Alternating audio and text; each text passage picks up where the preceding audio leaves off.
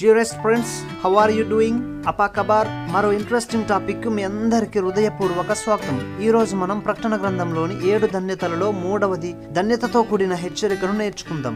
దేవుని వాక్యం చదువుకుందాం. ప్రకటన గ్రంథము 16వ అధ్యాయము 16వ వచనం. ఇదిగో నేను దొంగవలే వచ్చుచున్నాను, తను దిగంబరుడుగా సంచరించుచున్నందున జనులు తన దిశములను చూతురేమో అని మెలకువగా ఉండి తన వస్త్రము కాపాడుకొనువాడు ధన్యుడు. ఈ వాక్యమును ధ్యానించడానికి ముందు ఫ్రెండ్లీ రిమైండర్, మా వీడియోలు మీరు విలువైనవిగా భావిస్తే మాకు మద్దతుగా నిలిచేందుకు దయచేసి ఈ ఛానల్ ను తప్పకుండా సబ్స్క్రైబ్ చేసుకోండి. Let us grow in faith and each one save one. ప్రతి ఒక్కరు ఒక్కరిని రక్షించాలి. By this video also you can save yours obliged one. మనం చదువుకున్న వచనం, మహాశ్రమల కాలంలో దేవుడు ప్రజలందరి మీదకు చివరి పాత్రను కుమ్మరించి శిక్షించడానికి ముందు స్వయాన ప్రభువై ఇక్కడ మాట్లాడుతున్నాడు.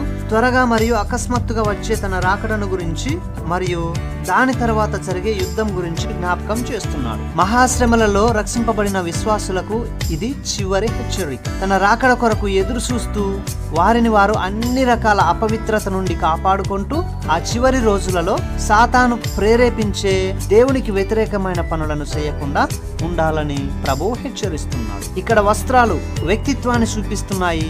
దిశమలలు వారి యొక్క అపవిత్రతను ఆయన భూమి మీదకు వచ్చేటప్పుడు బయట పెట్టడం గురించి తెలియజేస్తుంది. ఫిలిప్స్ మారో ఈ విధంగా చెప్తున్నాడు, నిద్రించువాడు తన వస్త్రములను తీసివేసి నైట్ కంఫర్టబుల్ గా ఉండే వస్త్రాలను వేసుకుంటాడు.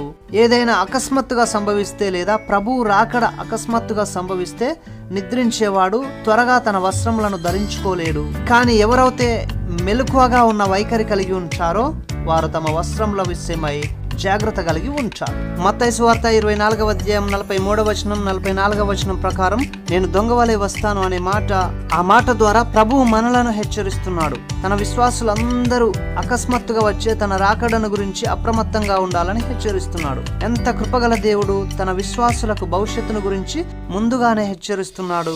డియరెస్ట్ ఫ్రెండ్స్, ప్రభు యొక్క రాకడ ఏ క్షణంలోనైనా సంభవించవచ్చు. కాబట్టి మన శరీరం, మన మనస్సు మరియు ఆత్మలకు ఎలాంటి అపవిత్రత అంటుకోకుండా జాగ్రత్త పడాలి. ధన్యతతో కూడిన హెచ్చరికను మనం తీవ్రతతో తీసుకొని తగు జాగ్రత్త కలిగి నడుచుకునే వారిలాగా ఉందాం.